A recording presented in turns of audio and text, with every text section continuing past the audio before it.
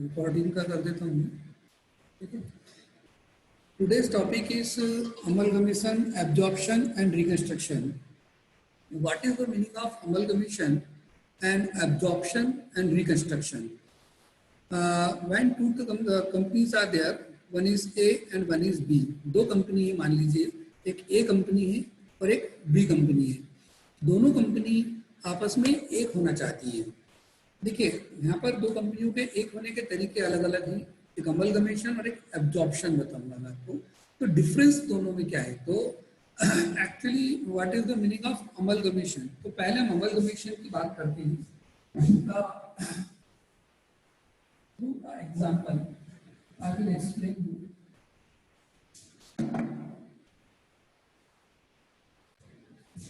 One is A company and one is B company. Two companies are there, एक A company है और एक B company है, दो कंपनी अवेलेबल है। और यहाँ पर ये क्या करती है, सेम इंटरप्राइजेस है, मतलब कि एक जैसी इंडस्ट्रीज है, मान लो फार्मास्यूटिकल इंडस्ट्री हो या मान लीजिए टेली कम्युनिकेशन कंपनी हो, तो दोनों का जो बिजनेस है वो सिमिलर नेचर का है। तो वे चाहते हैं कि वो अपनी कंपनी को क्या करें कि आपस की प्रतिस्पर्धा जो है उसको खत्म करना चाहते हैं, आपस की कंपटीशन को खत्म करना चाहते हैं और आपस की कंपटीशन को खत्म करके और वो ये चाहते हैं कि मतलब बिजनेस में अपना मोनोपोली बना लें और ज़्यादा प्रॉफिट अर्न करें, मार्केट को कैप्चर कर लें, है ना, आपस का कंपटीशन खत्म करके ये सब चीज़ें करें। तो इन सब के लिए वो चाहते हैं कि जो मेन कॉम्पिटिशन है उसको खत्म करके पूरा मैनेजमेंट एक करके और बिजनेस में मोनोपोली बना करके और ज़्यादा से ज़्यादा प्रॉफिट अपने आप में वो कमाएं, ऐसा वो चाहते हैं। तो वो दोनों कंपनी को आपस में क्या करना चाहते हैं, एक करना चाहते हैं। जो वो दोनों कंपनी को आपस में एक करना चाहते हैं तो उन्होंने क्या करा है, नई कंपनी क्रिएट कर ली, that is called C company, है ना। तो यहाँ पर ध्यान रखिए कि दोनों कंपनी ने अपना बिजनेस वाइंड अप किया, मतलब बिजनेस तो रहेगा, मतलब अपनी कंपनी का नाम वाइंड अप किया, मतलब मार्केट से दोनों कंपनियां क्या हो गई हैं, आउट हो गई हैं, उनका डिसॉल्यूशन हो गया है। डिसॉल्यूशन ए कंपनी का हुआ, डिसॉल्यूशन बी कंपनी का हुआ और फॉर्मेशन किसका हुआ है, एक नई कंपनी का फॉर्मेशन हुआ है, सी कंपनी का। तो दो कंपनी वाइंड अप हुई है और एक नई कंपनी का यहाँ पर क्या हुआ है, फॉर्मेशन हुआ है। तो अमलगमेशन में यही होता है कि दो कंपनियां वाइंड अप हो जाती हैं और एक नई कंपनी का यहाँ पर फॉर्मेशन हो जाता है, नई कंपनी बन जाती है। इसमें पॉइंट ये ध्यान रखना है कि दोनों कंपनियां जो हैं ये अपना अस्तित्व खो देती है, मतलब डिसोल्यूशन हो जाता है इनका, तो कंपनी बंद हो जाती है। ये दो कंपनियां जो हैं वो बंद हो जाएंगी और दो कंपनियों के बंद होकर के और एक नई कंपनी का फॉर्मेशन होगा, मतलब नई कंपनी ऐसी आएगी जो कभी मार्केट में अवेलेबल नहीं थी, नए नाम से उन्होंने बिजनेस को स्टार्ट किया है। अमलगमेट मतलब एक हो जाना, एकीकरण। ठीक है, अब यहाँ पर एकीकरण करते क्यों हैं, तो यहाँ पर एकीकरण करने का सिंपल सा लॉजिक होता है कि आपस का कंपटीशन जो है, दोनों कंपनी सेम टाइप की इंडस्ट्रीज में काम कर रही है, तो वो क्या करती हैं, आपस का जो कंपटीशन है उस कंपटीशन को खत्म करना चाहते हैं। फिर यहाँ पर होता है कि लार्ज स्केल पे प्रोडक्शन कर सकते हैं, तो मतलब जितना प्रोडक्शन ये करता था उतना प्रोडक्शन कर सकते, दोनों मिलकर प्रोडक्शन करेंगे तो ज्यादा प्रोडक्शन कर पाएंगे, कंपटीशन खत्म हो जाएगा, लार्ज स्केल पे प्रोडक्शन होगा, एक्सपेंसेस जो है वो कम कर पाएंगे। तो मतलब कुछ एक्सपेंसेस ऐसे होंगे कि जो दोनों को अलग अलग करके अलग अलग उसमें पेमेंट करना होती है, लेकिन अगर वो दोनों मर्ज हो जाते हैं तो दोनों को एक ही पेमेंट करना पड़ेगा, तो एक्सपेंसेस में कमी आ जाती है, कैपिटल इंक्रीज हो जाता है, कैपिटल बहुत सारी हो जाती है, ज्यादा पैसा हो जाता है। ठीक है, फिर उसके बाद जो मैनेजमेंट और कंट्रोल है, तो मैनेजमेंट और कंट्रोल भी एक के हाथ में जाता है। मतलब क्या होता है कि जैसे यहाँ पर मैनेजमेंट, यहाँ पे कुछ अलग दिमाग के लोग हैं, यहाँ पे कुछ अलग दिमाग के लोग हैं, है ना, यहाँ पर अलग टाइप से कंट्रोल होता है, यहाँ पे अलग टाइप से कंट्रोल होता है, तो दोनों की जो क्वालिटी है वो आपस में जब मिलती है तो ज्यादा इफेक्टिव तरीके से हम बिजनेस में काम कर पाते हैं। ठीक है, और जो स्पेशलिस्ट होते हैं, जैसे मान लीजिए इस कंपनी के पास बहुत अच्छे स्पेशलिस्ट है, इस कंपनी के पास में नहीं है, विशेषज्ञ लोग हैं, तो एक दूसरे को उसकी सेवाएं भी प्राप्त हो जाती है। फिर उसके बाद में डिस्ट्रीब्यूशन वगैरह जो है वो काफी अच्छा हो जाता है, डिस्ट्रीब्यूशन की सुविधा हो जाती है, मार्केट पे कंट्रोल हो जाता है, मोनोपोली बन जाती है ना। मार्केट पे कंट्रोल करके मतलब दो कंपनी थी तो आपस में कंपटीशन करने में और सस्ता सस्ता माल बेचना पड़ता था, लेकिन अगर दोनों कंपनी एक हो गई है सिंगल कंपनी है तो मोनोपोली बन जाएगी, कंपनी में मार्केट में कंपटीशन नहीं रहेगा तो क्या होगा, बाजार पर उनका ज्यादा कंट्रोल हो जाएगा, मोनोपोली बन जाएगी। ये क्लियर हो गया है ना। कुछ इसके अंदर फिर डिफॉल्ट भी होंगे, आपस में डिस्प्यूट होंगे, कुछ समस्याएं आएगी तो है ना, और फिर मोनोपोली होने के कारण क्या होगा, बाजार में एक अधिकार हो जाएगा तो मूल्य वृद्धि भी हो जाएगी, तो छोटे छोटे व्यापारी हैं उन लोग को नुकसान होगा कि मार्केट पे कंट्रोलिंग इनका ज्यादा हो जाएगा, ठीक है। और फिर बड़े पैमाने पर उत्पादन करने गए, लार्ज स्केल प्रोडक्शन करने गए तो उसमें भी कोई दिक्कत आ सकती है ना, प्राइस इंक्रीज हो सकते हैं, ये इनके मतलब तो वो अपने पास में प्रॉब्लम भी है, ठीक है। तो अमलगमेशन का मतलब तो क्लियर हुआ कि जब ए कंपनी और बी कंपनी दोनों मर्ज होती हैं और एक नई कंपनी का फॉर्मेशन होता है तो यहाँ पर सी कंपनी नई फॉर्मेट हुई है, दोनों आपस में एक हो गई है, तो यहाँ का नई कंपनी का फॉर्मेशन होगा, दैट इज कॉल्ड अमलगमेशन, एकीकरण। अब यहाँ पर एक मेथड होती है एब्जॉर्प्शन, एब्जॉर्ब कर लेना, तो इसको भी मैं आपको इसी के थ्रू समझाता हूँ, दोनों में डिफरेंसेस आपको क्लियर हो जाएंगे। जैसे यहाँ क्या था, ए कंपनी और बी कंपनी दोनों मर्ज हो गए, कौन सी कंपनी बनी थी, नई सी कंपनी। लेकिन अब क्या होगा, जैसे ए कंपनी है और एक बी कंपनी है, दो कंपनियां हैं, लेकिन दोनों कंपनी में पहले देखा गया कि ए कंपनी बड़ी कंपनी है, तो ए कंपनी ने बी कंपनी से कपलिंग किया कि भाई अपन दोनों एक हो जाते हैं, मतलब एकीकरण हो रहा है यहाँ पे, है ना, कॉम्बिनेशन दोनों मर्ज हो रहे हैं, मर्जिंग हो रही है, तो उन्होंने जैसे यहाँ क्या रहा, दोनों का एक पूरे थे, यहाँ पे भी दोनों एक हो रहे हैं, पर यहाँ पर एक नई कंपनी का फॉर्मेशन हुआ था, पर यहाँ ये होगा, ए कंपनी बड़ी कंपनी है तो उसने बी कंपनी को बिजनेस को टेक ओवर कर लिया, और बी से बात करेगी कि तुम मेरा तो मार्केट में अच्छा खासा नाम है, तो आपकी कंपनी को वाइंड अप कर देते हैं और मेरी कंपनी में आ जाओ, नए फॉर्म नए नाम से बिजनेस करेंगे, फिर अपने को मार्केट में अपनी गुडविल बनानी पड़ेगी, सब कुछ करना पड़ेगा, तो उससे बेस्ट ये रहेगा कि मेरा नाम मार्केट में चलता रहे, मेरा नाम अच्छा सा मार्केट में काफी अच्छा बढ़िया है, तो आपकी कंपनी को मेरी कंपनी में मर्ज कर लो। मतलब यहाँ पर क्या हुआ कि ए कंपनी ने बी कंपनी को एब्जॉर्ब कर लिया, ठीक है, सम्मिलित कर लिया, संविलयन, मतलब बी जो है वो एक के साथ मर्ज हो गई, है ना, तो बी का इन्वॉल्यूशन किसमें हो गया, ए में, तो यहाँ पर एक नई कंपनी का फॉर्मेशन नहीं होगा, मतलब मार्केट में नई कंपनी लॉन्च नहीं होगी। तो डिफरेंस समझ में आ रहा है, जब अमलगमेशन होगा तो जब दो कंपनियां मर्ज होंगी तो एक नई कंपनी मार्केट में नई न्यू कंपनी का फॉर्मेशन होगा, वो नए नाम से बिजनेस करेगी, दोनों कंपनियां अपना अस्तित्व खो देंगी, अपना नाम खत्म कर देंगे। लेकिन जब एब्जॉर्प्शन वाली बात होगी तो दोनों कंपनियों में से एक कंपनी वाइंड अप होगी, एक कंपनी बंद हो जाएगी और दूसरी कंपनी जो है वो उसको टेक ओवर कर लेगी, मतलब एक कंपनी का नाम चलता रहेगा, एक कंपनी क्या हो जाएगी, वाइंड अप हो जाएगी। तो ये तो डिफरेंस समझना है आपको अमलगमेशन में और एब्जॉर्प्शन में, ठीक है।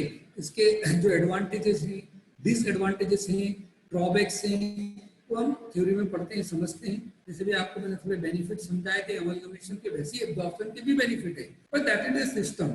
यहाँ पर बस खाली ये था कि मार्केट में एक नई कंपनी का फॉर्मेशन करना, और यहाँ पर ये कॉन्सेप्ट है कि हम मार्केट में नई कंपनी ना लाएं क्योंकि कंपटीशन वगैरह सब बढ़ेगा, तो हम ऑलरेडी अगर stable company, well establish company है, तो हम फिर नया नाम क्यों लेकर आए, हम अपना नाम कंटिन्यू रखें, अपना नाम लगातार चलने दें, ऐसा हम कर सकते हैं। क्लियर है पॉइंट। तो यहाँ पर जो कंडीशन बन रही है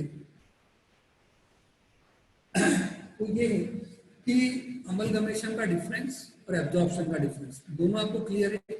अब मैं बात करता हूँ रिकंस्ट्रक्शन की। जैसे कि आपने समझा होगा, तो आपको मैंने इंटरनल रिकंस्ट्रक्शन समझाया है, वो अलग मैटर है। अभी आपको बता रहा हूँ मैं एक्सटर्नल रिकंस्ट्रक्शन। तो अमलगमेशन, एब्जॉर्प्शन और एक्सटर्नल रिकंस्ट्रक्शन, तीन चीजें मैं आपको समझा रहा हूँ। अमलगमेशन में क्या होगा, दो कंपनियां हैं, वो वाइंड अप होकर के दोनों मर्ज होंगी, और मर्ज होकर के दोनों एज इट इज अपने बिजनेस को लेकर के डेवलप करके और एक नए नाम से मार्केट में आ जाएंगी, ठीक है। नई कंपनी का फॉर्मेशन यहाँ पर होगा, दो कंपनी वाइंड अप होगी, नई कंपनी का फॉर्मेशन होगा। और एब्जॉर्प्शन में क्या होगा, एक कंपनी वाइंड अप होगी, दूसरी में वो मर्ज हो जाएगी, तो रनिंग कंपनी में इन्वॉल्व होगी। यहाँ पे डिफरेंस समझ लो, यहाँ पर एक कंपनी में रनिंग कंपनी मर्ज होगी, मर्ज यहाँ पर भी दोनों हुई है, यहाँ पर भी दोनों हुई है, पर क्या है कि यहाँ पर जो कंपनी है ये इसमें मर्ज हुई है, मतलब रनिंग कंपनी में रहेगी, पहले से मार्केट में एस्टैब्लिश कंपनी जो है वही रहेगी और उसमें दूसरी कंपनी मर्ज हो जाएगी। और अमलगमेशन में क्या होगा, वो नई कंपनी आएगी। ठीक है, अब बात करें एक्सटर्नल रिकंस्ट्रक्शन की। एक्सटर्नल रिकंस्ट्रक्शन क्या है, जैसे मान लो एक कंपनी, एक अकेली कंपनी की बात करेंगे इसके अंदर, क्योंकि अकेली कंपनी में ही रिकंस्ट्रक्शन करता है। मतलब कि एक कंपनी है, अब वो एक कंपनी क्या है कि ऑलरेडी स्टेबल कंपनी है, परंतु गवर्नमेंट के लॉ एंड ऑर्डर के कारण उसको कुछ दिक्कत आ रही है। पहले हम जिस प्रकार से हमारी कंपनी को लेकर आए थे, अब हम चाहते हैं कि उस कंपनी में कुछ परिवर्तन किए जाए और लार्ज स्केल पे परिवर्तन किए जाए। मतलब according to company law, rule regulations, anything else, किसी भी कारण से हम अपनी कंपनी में चेंजेस चाहते हैं। अब चेंजेस क्या है कि ऐसे चेंजेस चाहते हैं कि हम चेंजेस करेंगे तो हमें क्या करना पड़ेगा, सब कुछ नए सिरे से करना पड़ेगा। तो हम क्या करेंगे, जो हमारी स्टेबल कंपनी है उसी कंपनी को हम नई कंपनी में कन्वर्ट कर देंगे। मतलब हमारा यही का यही बिजनेस ए के नाम से वाइंड अप करके, अरे हम किसी और नाम से बी के नाम से मान लो फॉर एग्जांपल कि एक कंपनी बंद होकर के वही company as it is company, वही कंपनी अपना बिजनेस नए नाम से करेगी। मतलब नई कंपनी का फॉर्मेशन होगा और पुरानी कंपनी क्या हो जाएगी, वाइंड अप हो जाएगी, खत्म हो जाएगी। क्लियर है पॉइंट? मतलब तीनों में डिफरेंस समझ लो।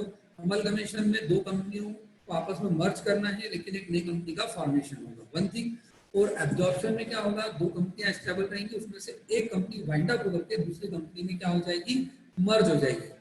और एक्सटर्नल रिकंस्ट्रक्शन में क्या होगा, एक स्टेबल कंपनी पहले से ही है, वो अपने बिजनेस को क्या करेगी, अपनी कंपनी को वाइंड अप करके और एक नई कंपनी का फॉर्मेशन, नई कंपनी क्रिएट कर लेगी।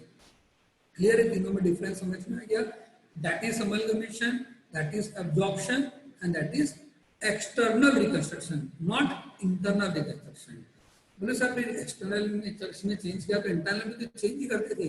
एक्चुअली क्या होता था उसके अंदर कि हमें लॉ एंड ऑर्डर तो चलते रहते थे, हमें छोटे मोटे चेंजेस करने पड़ते हैं, कुछ छोटा परिवर्तन करना पड़ता है। मतलब जिसमें गवर्नमेंट के हमको ज्यादा इन्वॉल्वेशन, रूल चेंज नहीं करना है, कोई प्रॉब्लम नहीं है, छोटे मोटे चेंजेस करना है तो हम इंटरनल रिकंस्ट्रक्शन को फॉलो कर लेते हैं, उसी नाम से बिजनेस को चलने देते हैं। मार्केट में किसी को कुछ पता नहीं चलता, इंटरनली अंदर अंदर अपनी कंपनी में असेट्स, लायबिलिटीज वगैरह इसमें सब एडजस्टमेंट करके उन्हें से वापस बिजनेस करने लग जाते हैं। तो दैट इज कॉल्ड एक्सटर्नल। वो इंटरनली चेंज करेंगे। और एक्सटर्नल में क्या होगा, मार्केट में सबको पता चल जाएगा, हमारी एक कंपनी वाइंड अप होकर के और नए नाम से हम लॉन्च करेंगे कंपनी को, तो वो एक्सटर्नल रिकंस्ट्रक्शन होगा। क्लियर है? तो डिफरेंस तीनों में समझ में आ गया, what is amalgamation, what is absorption and what is external reconstruction. ठीक है, अब यहाँ पर हम बात करें अमलगमेशन की। तो अमलगमेशन में जनरली क्या होता है, दोनों कंपनियां जो है वो अपना अस्तित्व वैसा का वैसे ही, जैसा कि शेयर होल्डर का इंटरेस्ट है ना, इसके अंदर पूलिंग ऑफ इंटरेस्ट मेथड से चलते हैं हम, कि जिस पोजीशन में कंपनी में शेयर होल्डर के राइट्स हैं वो एज इट इज पोजीशन में नई कंपनी में भी इन्वॉल्व हो जाते हैं। जैसे एक कंपनी में जैसी उनकी सिचुएशन है, जो उनके पास में राइट्स हैं, ड्यूटीज हैं, जिस कंडीशन में वो एक कंपनी में शामिल हैं, वो एज इट इज उनका जो इंटरेस्ट है, कंपनी में हित है, जो उनका बेनिफिट्स है, वो सारे वैसे के वैसे ही बेनिफिट उनको उस कंपनी में मिलने लग जाते हैं, सी कंपनी में। बी कंपनी के भी शेयरहोल्डर का भी एज इट इज इसमें आ जाती है। ठीक है, तो अमलगमेशन के अंतर्गत हमारी दो मेथड होती है। तो अभी मैं अमलगमेशन की बात कर रहा हूँ, है ना, सिर्फ अमलगमेशन की, तो ये मैं रफ कर रहा हूँ। अमलगमेशन की बात करना है, क्योंकि हम अच्छे से कर लें, उसके बाद थ्योरी पढ़ के एग्जाम में कर सकते हैं। अमलगमेशन में क्या होगा,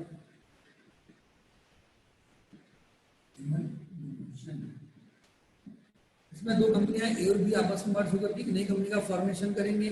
ठीक है, तो यहाँ पर ये बात ध्यान रखनी है कि जो ए कंपनी के शेयर होल्डर का राइट्स है, जो वैल्यूएशन ऑफ शेयर हो, ऐसा कैसे जैसे राइट्स है, जो उनकी सरप्लस अमाउंट है, जो उनके रिजर्व अमाउंट है, वो जैसे उस कंपनी में थे, ए कंपनी में, एज इट इज उनकी सारी की सारी वैल्यूज वैसे के वैसी ही उनको किस कंपनी में मिलने वाली है, सी कंपनी में।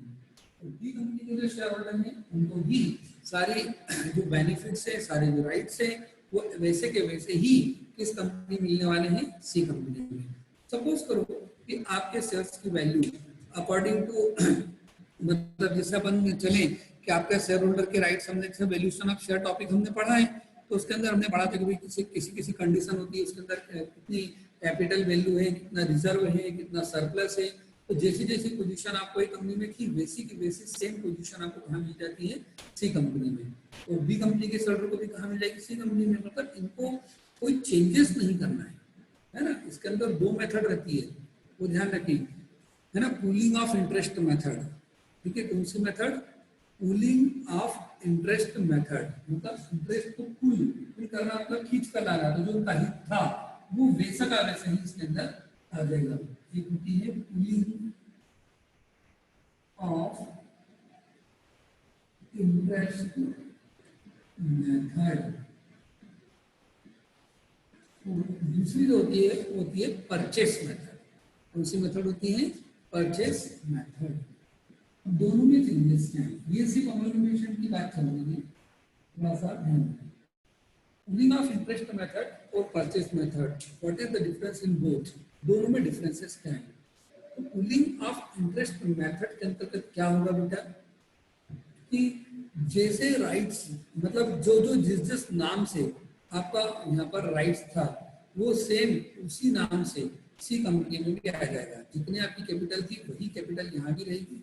जैसे रिजर्व्स आपके थे, जैसे आपके सरप्लस थे, जैसे प्रॉफिट्स अमाउंट थी, वो सारी की सारी एज इट इज आपको कहाँ मिलने वाली है, सी कंपनी। मतलब आपके राइट्स में कोई चेंजेस नहीं आएगा। जो असेट्स और लाइबिलिटीज हैं, असेट्स की लाइबिलिटीज में भी हम कोई, असेट्स और लाइबिलिटीज की वैल्यू में भी कोई चेंज नहीं करने वाले। जैसे बिल्डिंग की वैल्यू 5 लाख है तो 5 लाख में टेक ओवर करेंगे, मशीन की वैल्यू 3 लाख। मतलब कोई अल्ट्रेशन हम ना तो असेट्स में करते हैं, ना ही कोई अल्ट्रेशन हम लाइबिलिटीज में, लाइबिलिटीज के वैल्यू में करते हैं। हम किसी भी प्रकार की किसी भी वैल्यू में कोई चेंजेस करने वाले नहीं है। जैसा एक कंपनी में सारी वैल्यूज थी, सारे रिजर्व थे, सरप्लस थे, हम वैसे के वैसे ही शेयरहोल्डर का पूरा इंटरेस्ट, पूरा हित जो था उसका पुलिंग करके लाएंगे, मतलब खींच कर लाएंगे। इसको बोलते हैं पुलिंग ऑफ इंटरेस्ट मेथड। मतलब कि जो आपका इंटरेस्ट वहां था वैसा का वैसे इंटरेस्ट कहाँ आ जाएगा, सी कंपनी में। बी कंपनी में, बी कंपनी के शेयरहोल्डर है उनका जैसा जैसा पूरा इंटरेस्ट था वैसा का वैसे आ जाएगा। पुलिंग ऑफ इंटरेस्ट, इंटरेस्ट मतलब हित, जैसा आपका हित इसमें था वैसा ही यहाँ पर भी रहेगा। जो शेयर्स की वैल्यू वहां बनी थी वही शेयर्स की वैल्यू यहाँ भी बनेगी, ठीक है। मतलब कोई अल्ट्रेशन किसी भी चीज में नहीं आएगा। हाँ, कोई रिजर्व वगैरह में हम चाहें थोड़ा सा अल्ट्रेशन अगर कर रहे हैं, प्रॉफिट अमाउंट में, रिजर्व अमाउंट में कुछ ऊपर नीचे आता है, अमाउंट चेंजेस आता है, तो हम जनरल रिजर्व के थ्रू एडजस्ट कर लेते हैं। जैसे मान लीजिए हमने कंपनी को टेक ओवर किया और यहाँ जो हमने शेयर्स दिए, मतलब इंटरेस्ट तो हमको उतना ही दे रहे हैं, चेंजेस प्रॉफिट सरप्लस वगैरह सब उतना ही दे रहे हैं, जनरली कोई चेंज कर नहीं रहे। पर किसी रिजर्व वगैरह में कोई अमाउंट कुछ कम ज़्यादा हो जाता है, पेमेंट करने में कुछ ज़्यादा आ जाता है अमाउंट, तो कुछ भी पेमेंट में कुछ एडजस्टमेंट अगर हुआ तो वो एडजस्टमेंट को हम जनरल रिजर्व से ट्रांसफर करेंगे। जैसे जनरली देखें कि जैसे आपने होल्डिंग एंड सब्सिडी कंपनी का टॉपिक पढ़ा है, तो उसमें देखा था कि अगर हम शेयरहोल्डर को थोड़ा ज़्यादा पेमेंट दे देते थे तो ज़्यादा पेमेंट अमाउंट को हम गुडविल के नाम से लिखते थे, तो अगर कम पेमेंट कर देते थे तो वो जो हमें बेनिफिट होता था उसको हम कैपिटल रिजर्व के नाम से एडजस्ट करते थे। लेकिन यहाँ ऐसा नहीं है। यहाँ अगर कोई ज़्यादा पेमेंट या कम पेमेंट का डिफरेंस अमाउंट अगर आ रहा है तो difference amount will be transferred in general reserve, adjusted with general reserve under pooling of interest method. मतलब ए कंपनी के शेयरहोल्डर को जब सी कंपनी में मर्ज किया तो अगर कोई डिफरेंसेस आते हैं, उनकी वैल्यू में कोई मामूली सा चेंजेस आता है, तो it will be adjusted through general reserve. General reserve से एडजस्ट किया जाएगा डेबिट जनरल रिजर्व और क्रेडिट जनरल रिजर्व। मतलब गुडविल और कैपिटल रिजर्व के नाम से कभी भी एडजस्ट नहीं करना होता है ना। जनरली वैसे देखा जाए इंटरेस्ट ऑफ पुलिंग मेथड के अंतर्गत, पुलिंग ऑफ इंटरेस्ट मेथड के अंदर हमें कोई भी चीजें परिवर्तित करके नहीं लानी है अमलकमीशन में। जो चीज जैसी थी, जिस वैल्यू पर थी, हमको सारी की सारी चीजें वैसी की वैसी वैल्यू पर ही टेक ओवर करनी चाहिए, ठीक है। दूसरा होता है हमारा परचेस मेथड। परचेस मेथड में क्या होता है कि हम जो असेट्स हैं, लायबिलिटीज हैं, उनकी वैल्यू डिफरेंट करके भी ले सकते हैं। असेट्स की वैल्यू या कोई रिजर्व वगैरह है उनको हम थोड़ा चेंज करके ले रहे हैं, कोई अमाउंट हम खरीदने गए कोई चीज, आप खरीदने गए तो जो बैलेंसेस आप बता रहे हैं हमने उस बैलेंसेस को उसी रेट पर टेक ओवर नहीं किया है। जैसे बिल्डिंग की वैल्यू आप जो बता रहे हैं तो हमने एज इट इज बिल्डिंग की वैल्यू नहीं ली, कुछ अल्ट्रेशन किया, मशीनरी में कुछ अल्ट्रेशन किया, तो मामूली से कुछ चेंजेस हम उसके अंदर अगर कर रहे हैं, कोई चेंजेस अगर ला रहे हैं, तो that is called purchase method. मतलब हम परचेस के समय बार्गेनिंग कर रहे हैं, कुछ चेंजेस कर रहे हैं, कुछ परिवर्तन कर रहे हैं, अगर कोई चेंजेस करके हम ले रहे हैं तो वो हमारी परचेस मेथड होगी। विदाउट कोई चेंजेस हम ले रहे हैं तो पुलिंग ऑफ इंटरेस्ट मेथड होगा। तो ये थोड़ा सा हमको ध्यान रखना है इसके अंदर, ठीक है। अब जो पुलिंग ऑफ इंटरेस्ट मेथड है इसके अंदर 5 पॉइंट हमें ध्यान रखना चाहिए। कितने पॉइंट? 5 पॉइंट। 5 पॉइंट में पहला पॉइंट है कि मतलब यहाँ पर अमलगमेशन एक मर्जर मेथड होती है, हम इसको यूं भी बोल सकते हैं कि ये जो मेथड है ये हमारी मेथड है मर्जर मेथड, मर्जर मेथड। तो ये परचेस मेथड होती है ना। एक हमारी कौन सी मेथड होगी? मर्जर मेथड, और एक परचेस मेथड होती है। तो ये जो पुलिंग ऑफ इंटरेस्ट मेथड है ये मर्जर मेथड है, मतलब सिर्फ मर्ज करना है मुझे, कोई डिफरेंसेस नहीं करना है, कोई बेनिफिट नहीं कमाना है, बस जैसी कंपनियां चल रही थी उन कंपनियों को आपस में मर्ज करना है मुझे। मतलब कोई बेनिफिट नहीं उठाना, मतलब तो बिल्डिंग 5 लाख की तो मैं 6 लाख में दूंगा, कम में खरीदूंगा, ज्यादा में करूंगा, ऐसा कुछ नहीं करने वाला हूँ। बस मेरा टारगेट ये है कि सिर्फ मैं उस कंपनी को आपस में क्या कर दूं? मर्ज कर दूं, एक कर दूं। जब सिर्फ मर्ज करने का मेरा टारगेट होता है, जब मैं उसका अमाउंट में कोई चेंजेस नहीं करना चाहता हूँ, तब हम यहाँ पर pulling of interest method follow करते हैं, ठीक है। तो एक हमारी कौन सी मेथड रहेगी बेटा? Merger method. मर्जर मतलब एक पुलिंग ऑफ इंटरेस्ट मेथड, ठीक है। तो जब हम विलय चाहते हैं, सिर्फ आपस में मर्ज करना चाहते हैं, तो पुलिंग ऑफ इंटरेस्ट मेथड को लेते हैं। कोई हमारा एक्स्ट्रा बेनिफिट अर्न करने का हमारा कोई ऑब्जेक्ट नहीं होता है। क्लियर है पॉइंट इसमें? सेकेंड नंबर पॉइंट देखें कि जो इसके अंदर जितनी भी ट्रांसफर कंपनी की जो असेट्स वगैरह हैं, उन सब की वैल्यू, लाइबिलिटीज की, उन सब की जो बुक वैल्यू है, एग्जिस्टिंग वैल्यू है, जो उसके अंदर वैल्यू पुटअप है, हमको उसी वैल्यू पर टेक ओवर करना है। मतलब इसमें कोई चेंजेस नहीं करना है। और जो अकाउंटिंग पॉलिसीज है, तो पॉलिसीज भी लगभग क्या करना है? वही रखना है। हाँ, अगर मान लो कोई अकाउंटिंग पॉलिसी में थोड़ा सा चेंजेस आता है, मामूली चेंजेस आता है, सपोज करो कि यहाँ पर जैसे उन्होंने डेप्रिसिएशन लगाने की जो मेथड है वो फिक्स इंस्टॉलमेंट ली हुई है, और हमारे यहाँ जो डेप्रिसिएशन लगाने की मेथड भी ले रहे हैं, डिमिनिशिंग मेथड ले रहे हैं। तो अकाउंटिंग पॉलिसीज में अगर वो चेंजेस करते हैं, तो पॉलिसीज के कारण अगर वो चेंजेस आता है बाय द वे, तो पॉलिसीज को चेंज एडजस्ट करने के लिए अगर हमको अमाउंट में डिफरेंस आ रहा है, तो हम जनरल रिजर्व के थ्रू उसको एडजस्ट कर लेते हैं।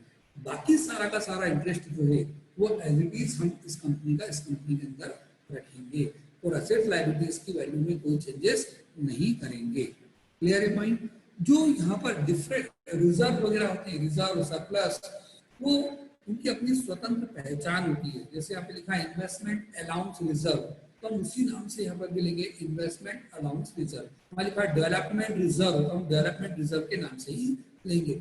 मतलब जितने भी रिजर्व, सरप्लस वगैरह हैं, उन सब का जो है अस्तित्व तो हम नहीं खोएंगे, मतलब उनकी जो पहचान है, आइडेंटिफिकेशन है, तो बिल्कुल सुरक्षित रखा जाएगा। जिस नाम से वो उस कंपनी में जाने जाते थे, उसी नाम से वो इस नई कंपनी में भी जाने जाएंगे। कौन सी मेथड में बात कर रहा हूँ मैं? मर्जर मेथड में, पुलिंग ऑफ इंटरेस्ट मेथड में। मतलब कोई भी चीज में जनरली मुझे अल्ट्रेशन नहीं करना है, रिजर्व, सरप्लस वगैरह जो भी है, सबका नाम जो है तो जिस कंडीशन में था वैसा का वैसे ही मुझे यहाँ पे फॉलो अप करना रहेगा। क्लियर है point? General reserve, capital reserve, revolution reserve, कोई भी चीज अगर हम उसमें कन्वर्ट कर रहे हैं तो हम सेम नाम से ही उसको रखेंगे, ठीक है। फिर उनके पास फोर्थ पॉइंट समझिए कि अगर जो कंपनी ट्रांसफर कर रही है अपना बिजनेस, अगर ट्रांसफर करने वाली कंपनी में जो शेयर होल्डर के जो प्रॉफिट्स थे, प्रॉफिट्स डिस्ट्रीब्यूशन के लिए अवेलेबल थे, ठीक है, profits available for distribution to share holder, मतलब जो प्रॉफिट यहाँ पर शेयर होल्डर को डिस्ट्रीब्यूट करने के लिए अवेलेबल थे, वो इस कंपनी में भी शेयर होल्डर को डिस्ट्रीब्यूट करने के लिए अवेलेबल रहेंगे, ठीक है। मतलब जैसे यहाँ पे था प्रॉफिट डिस्ट्रीब्यूशन के लिए कि भैया प्रॉफिट हम शेयर होल्डर को बांट सकते हैं, तो इस कंपनी में इसी पोजीशन में जो अमाउंट था वो उसी कंडीशन में इस कंपनी में भी रहेगा।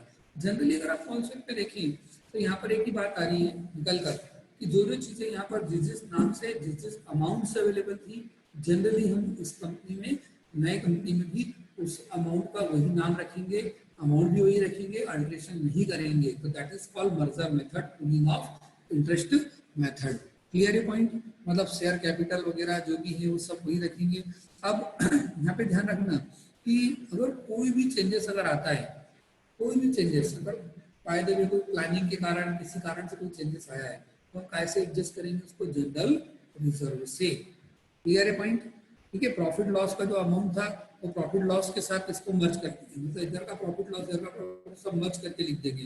तो प्रॉफिट लॉस का अमाउंट, रिजर्व का अमाउंट, एनीथिंग एल्स जो भी रहेगा वो सब एज इट इज हमको इसमें एडजस्ट करना है। तो अमलगमेशन में पॉइंट समझ में आया आपको? मर्जर मेथड में क्या है कॉन्सेप्ट आप ध्यान रखिए, बहुत इजी बात है। मतलब सिर्फ हमें मर्ज करना है कंपनी को, जो उनके राइट्स हैं वो सारे के सारे वैसे ही रहेंगे, उनके प्रॉफिट सरप्लस अमाउंट जो जो चीज रहेगी वो सारी वैसी की वैसी हमको सुरक्षित रखनी है। ठीक है, असेट्स वैल्यू में कोई चेंजेस नहीं करना है। रिजर्व, प्रॉफिट, सरप्लस, अवेलेबल जो रहेगा वो उसी नाम से हमको इसी में लेकर चलना है। जो प्रॉफिट डिस्ट्रीब्यूशन के लिए सर्वर पर अवेलेबल था वो हमको इस कंपनी में भी रखना है। ठीक है, अगर हम इन सब बातों को फॉलो कर रहे हैं तो हमारा जो अमलगमेशन है वो कौन से नेचर का है? मर्जर मेथड का। और यदि हमने इन सब रूल में से कोई भी रूल क्या कर दिए? इग्नोर कर दिए या ब्रेक कर दिए, तो हमारा जो अमलगमेशन है वो कौन से नेचर का हो जाएगा? परचेस मेथड, परचेस नेचर का। परचेस नेचर में क्या होगा कि आप असेट्स जो हैं उनको नए वैल्यू पर टेक ओवर कर रहे हैं। बिल्डिंग की वैल्यू अलग थी और आपने अलग वैल्यू पर टेक ओवर किया, मशीन की वैल्यू अलग थी, अलग वैल्यू पर टेक ओवर किया। मतलब जो भी डिफरेंसेस आ रहे हैं वो डिफरेंसेस को आप अलग अलग नाम से ले रहे हैं। और उस कंपनी के जो रिजर्व है वो रिजर्व का आप उसी नाम से टेक ओवर नहीं करते हैं, अलग नाम से रख देते हैं। ठीक है, और जो डिफरेंस अमाउंट आता है मतलब टेक ओवर करने में, वो गुडविल कैपिटल रिजर्व के नाम से एडजस्ट कर देते हैं। That is called purchase method. तो इसे एक बार और समझ लीजिए। दैट इज लास्ट कि यहाँ पर जो मैंने 4-5 पॉइंट बताया आपको कि असेट्स का वैल्यू वही रहना चाहिए, सारे अमाउंट वही आना चाहिए, शेयरहोल्डर की जो रिजर्व सरप्लस है वो एज इट इज आना चाहिए। ठीक है, और जो डिस्ट्रीब्यूशन के लिए प्रॉफिट अवेलेबल है वो वैसा का वैसे ही रहना चाहिए। मतलब एनीथिंग एल्स सब ये ध्यान है कि जो जो इस कंपनी में अवेलेबल था वो सब वैसा का वैसे इस कंपनी में अवेलेबल रख सकते हो। और अगर कोई बाय द वे डिफरेंस आता है तो जाने से एडजस्ट कर सकते हो। तो वो मेथड कौन सी होगी? मर्जर मेथड की। और अगर आप उसमें कुछ अल्टरेशन करके आ रहे हो, इन रूल को ब्रेक करके आ रहे हो, तो आपकी कौन सी मेथड हो जाएगी? Purchase method. और यहाँ का डिफरेंस आएगा तो जनरल रिजर्व के नाम से एडजस्ट करेंगे। तो यहाँ का डिफरेंस आएगा तो गुडविल और कैपिटल रिजर्व के नाम से एडजस्ट करेंगे। अगर पेमेंट एक्सेस है तो गुडविल, और पेमेंट कम है तो कैपिटल रिजर्व। तो ये है अमलगमेशन की बात। जनरल कॉन्सेप्ट मैंने आपको समझाया, आपको क्लियर हुआ होगा, मेरे ख्याल से समझ में आ गया होगा, है ना? तो ये अमलगमेशन का इसमें जैसे एडवांटेजेस, डिसएडवांटेजेस, ये सब चीजें हम आगे पढ़ लें। मैंने आपको नॉर्मल समझाया कि कंपटीशन खत्म करने के लिए, मोनोपोली करने के लिए, है ना, लार्ज स्केल पर प्रोडक्शन करने के लिए, कैपिटल में इंक्रीमेंट करने के लिए, इन सब बातों के लिए तो अपने आपस में मर्ज होती है। ठीक है, कुछ उसके डिसएडवांटेजेस भी रहेंगे। और फिर अमलगमेशन में 2 कंडीशन मैंने आपको बताई, एक पूलिंग ऑफ इंटरेस्ट मेथड या मर्जर मेथड, और दूसरी कौन सी मेथड है? Purchase method. ठीक है, ये 2 मेथड इसके अंदर रहेंगी। बाकी एब्जॉर्प्शन का पॉइंट मैंने समझा। एब्जॉर्प्शन में क्या बताया था मैंने कि ए कंपनी और बी कंपनी दोनों में से एक कंपनी अवेलेबल रहेगी और एक दूसरी कंपनी इसको टेक ओवर करेगी। और एक्सटर्नल रिकंस्ट्रक्शन में क्या बताया? वही कंपनी रहेगी और नए नाम से फॉरवर्ड होके आएगी, मतलब पुरानी कंपनी वाइंड अप करके नई कंपनी रीस्टार्ट हो जाएगी। ये सब मैंने कंडीशंस आपको समझाई। ठीक है, ये अमलगमेशन, एब्जॉर्प्शन और रिकंस्ट्रक्शन की बात हुई है।